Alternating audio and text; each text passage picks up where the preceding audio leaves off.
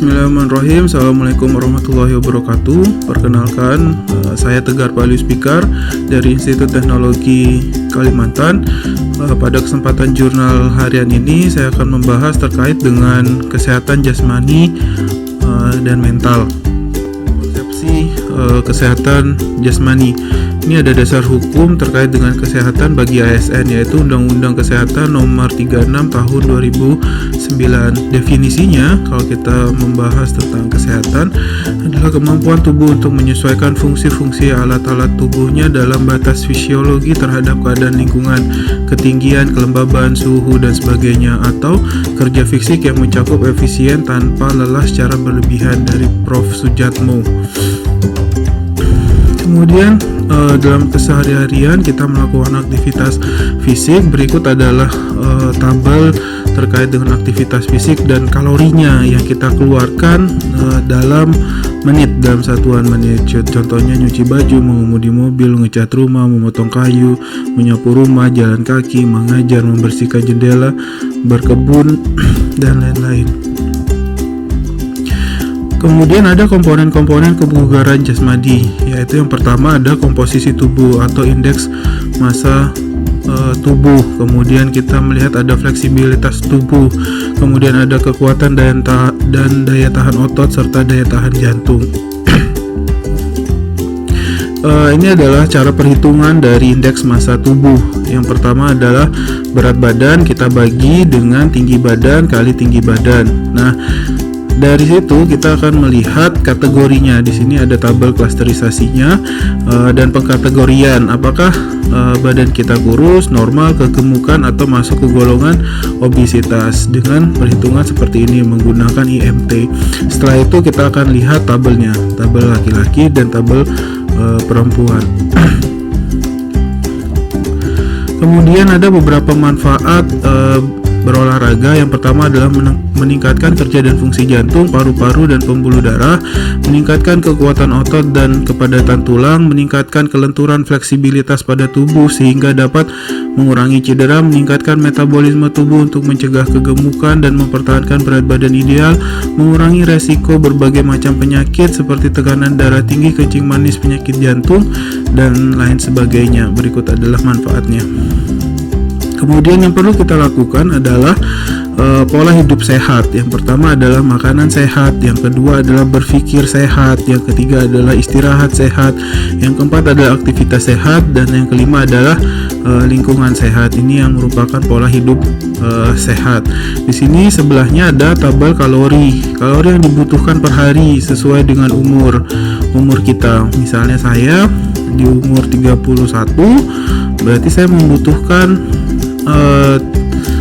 3000 kalori jika berat badan saya 65, seperti itu. Kemudian setelah kesehatan jasmani ada juga namanya kesehatan mental atau mind, mentis atau jiwa.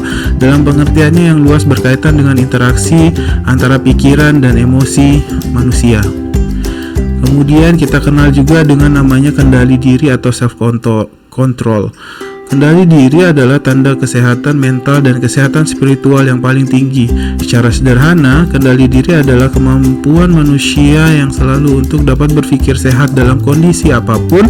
Secara neurologis, kendali diri terjadi ketika secara proporsional korteks prefrontalis otak mengendalikan sistem limbik.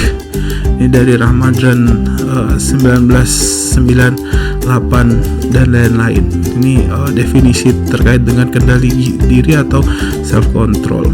Kemudian ada juga istilahnya manajemen stres. Peneliti stres Hans Selye mendefinisikan stres sebagai ketidakmampuan seseorang untuk menyesuaikan diri terhadap perubahan yang terjadi pada dirinya maupun terhadap lingkungannya atau respon tidak spesifik dari tubuh atas berbagai hal yang dikenai padanya.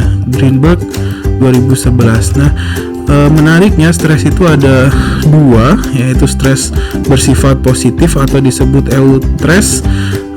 Kemudian ada juga stres yang bersifat buruk disebut distress. Contohnya eustress adalah kenaikan jabatan, kelulusan gitu, kadang membuat stres juga gitu.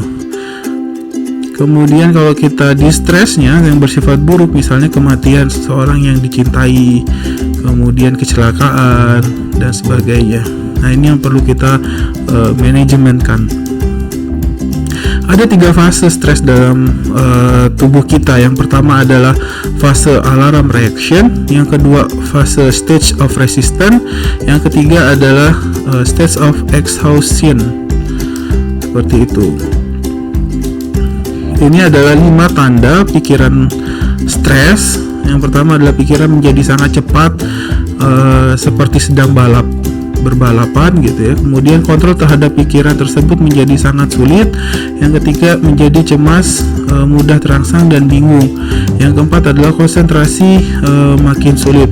Yang kelima menjadi sulit tidur atau sulit tidur kembali gitu. Kalau sudah bangun kemudian susah untuk tidur kembali. Nah ini tanda-tanda stres. Jadi kalau kita mengalami hal-hal seperti ini adalah indikatornya bahwa kita sedang stres. Kemudian ada prinsip pengelolaan stres, biasa kita sebutnya 8, anticipation, kemudian identification, kemudian ada developing. Anticipation, kita mengaktifasi aktivitas yang berpeluang memicu stres, jadi kita hindarin. Kemudian kita identifikasi stres itu penyebabnya apa, kemudian harus seperti apa gitu. Kemudian di developing adalah mengembangkan suatu mekanisme stress coping yang dapat dilakukan secara teratur sehingga menjadi bisa dan kapan saja menggunakan untuk mengelola stres. Yang tadi ya, stres ada 2 tadi, stres positif dan stres negatif. Kemudian terima kasih, kurang lebihnya mohon maaf. Assalamualaikum warahmatullahi wabarakatuh.